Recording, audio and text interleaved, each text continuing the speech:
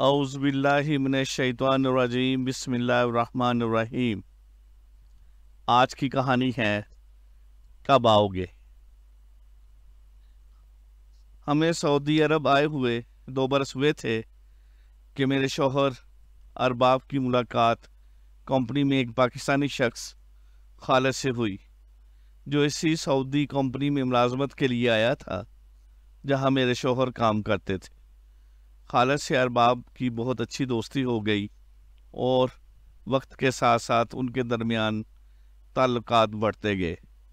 प्रदेश में तो ये होता है कि जब कोई नया पाकिस्तानी किसी जगह मिल जाए, कुदरती तौर पर इससे दोस्ती बढ़ाने को जी चाहता है, मगर बकौल अरबाब के खालिद तो बेहतरीन इंसान था। कुछ अर्सा वहाँ रहकर मैं पाकिस्तान लौट आई, मगर खालिद को वहीं रहना था कि मुलाजमत जो वहाँ थी। अब वो खालिद के साथ रहने लगे, दोनों साथ खाना खाते, छुट्टी के दिन साथ बाहर जाते और खूब गपशप करते। इस तरह प्रदेश में तन्हाई का एहसास कम होता और वक्त अच्छा गुजर जाता। खालिद के 3 बच्चे थे, उनकी शादी को 8 साल गुजर चुके थे, मगर रोज़गार के चक्कर में उसे अपनी फैमिली के साथ रहने का बहुत कम मौका मिला था। हमारे मुल्क के रिवाज ऐसे हैं कि कम आमदनी में गुजारा नहीं चलता। 3 साल बाद जब मेरे शौहर छुट्टी पर वतन आने लगे तो खाला ने उनसे कहा, दोस्त, घर से बच्चों का खत आया है। उन्होंने बहुत सारी फरमाइशें लिख कर भेजी है। मेरी छोटी बच्ची ने कुछ खिलौनों और फ्राकों की फरमाइश की है, तुम ये चीज़ें ले जाना। शायद बच्चे बहुत उदास हैं। तभी बीवी ने ऐसा खत लिखा है कि दिल घबरा रहा है। मुझे उनसे इतना प्यार है कि जी चाहता है कि उड़कर घर पहुंच जाऊं। अरबाब पाकिस्तान पहुंचे तो चंद दिन घर पर गुजारने के बाद शहर चले गए। खिलौने, पार्सल और ख़त लेकर वो खाला के घर गए और कॉल बेल बजाई। एक बच्चे ने आकर झांका, फिर दौड़ता हुआ वापस अंदर गया।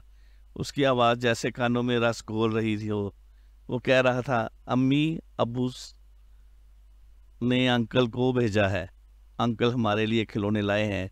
अरबाब के हाथों में पार्सल देखकर शायद बच्चे ने अंदाज़ा लगाया था कि ये शख्स उनके वाले की तरफ से आया है।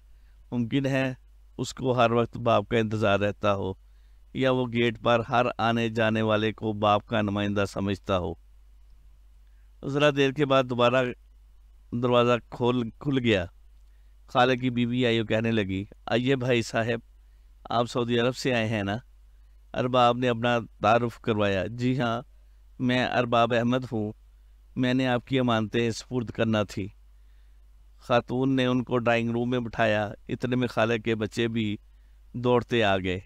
2 छोटे उनकी गोद में चढ़ बैठे और अपने बाप के बारे में बार बार सवाल करने लगे। वो पूछते थे कि हमारे अब्बू कब आएंगे। उनका बस नहीं चलता था कि उड़कर अपने बाप के पास पहुंच जाएं। खाले की बीवी चाय ले आई और बातें करने लगी। भैया 3 साल का अरसा बीत गया है उनको गए हुए। यहाँ उनके बगैर ज़िंदगी मुश्किल से गुजर रही है, पर क्या करें, मजबूरी है। अच्छी आमदनी के बगैर भी तो बच्चों की ज़िंदगी नहीं बन सकती। दिल पर पत्थर की सिल रखी हुई है। बच्चे बहुत उदास रहते हैं, उनको रोज़ बहलाती हूँ तो अपना जी बुरा हो जाता है। भाईजान 3 साल हो चुके हैं, वो तो आने का नाम ही नहीं लेते। आप बताइए वो कब आएंगे। अरबाब ने उसे तसल्ली दी कि भाभी फिक्र ना करें, वो जल्द आ जाएंगे। जब मैं छुट्टी ख़त्म करके यहाँ से जाऊँगा तो वो छुट्टी लेकर आ जाएंगे। मैं भी 3 साल के बाद आया हूँ। दोबारा आने का कहकर वो बच्चों को प्यार करके लौट आए। 15 रोज़ बाद अरबाब को ख्याल आया, एक बार और खाले के घर बच्चों की खैर खबर ले आए। वो गए तो बच्चे इसी तरह दौड़ते हुए आए और बहुत खुश होकर मिले। उन्होंने कहा, मैं वापस जा रहा हूँ भाभी, अगर खाले को कोई पैगाम देना हो तो दे दे, मैं बहुत चाह दूँगा। दोपहर का वक्त था। भाभी ने उनको ज़बरदस्ती खाने के लिए रोक लिया। बच्चे उनसे लिपटे रहे, कहते थे, अंकल अब्बू से कहें कि जल्दी आए और ये लाएं वो लाएं। غرض بچوں کی فرمائشیں تو کبھی ختم ہونے والی نہیں ہوتی۔ خالہ کی بیوی البتہ بولی، بس اب وہ خود ہی آ جائے تو اچھا ہے، بچے بڑے اداس ہیں۔ تبھی ارباب بولے، بھابی لگتا ہے آپ بچوں سے زیادہ اداس ہے۔ اس پر وہ رو پڑی، کہنے لگی، ارباب بھائی، بڑی مشکل سے تو ہماری شادی ہوئی تھی، انہوں نے شادی سے پہلے مجھے خط لکھ دیا تھا جو بھائی نے پکڑ لیا، بس پھر کیا تھا، اس قدر طوفان اٹھا کہ کیا بتاؤں۔ ان کا 2 سال تک ہمارے گھر آنا جانا بند ہو گیا۔ پھر نانا جان کے انتقال پر وہ آئے تھے، کیونکہ میرے نانا ان کے دادا لگتے تھے۔ وہ ماضی میں کھو چکی تھی۔ جب میری خالہ کے ساتھ شادی ہوئی تو ہم صرف 4 ماہ ساتھ رہے، پھر یہ ملازمت کی تلاش میں چلے گئے۔ 1 سال کراچی میں ملازمت کی، پھر آتے جاتے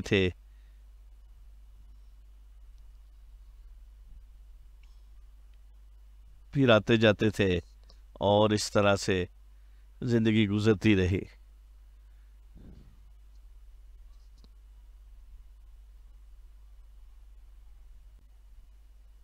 1 سال کراچی کی ملازمت، کبھی آ جاتے تھے پھر چلے جاتے تھے۔ بعد میں ہمیں بھی بلا لیا، مگر ہم تھوڑے دن ساتھ رہے۔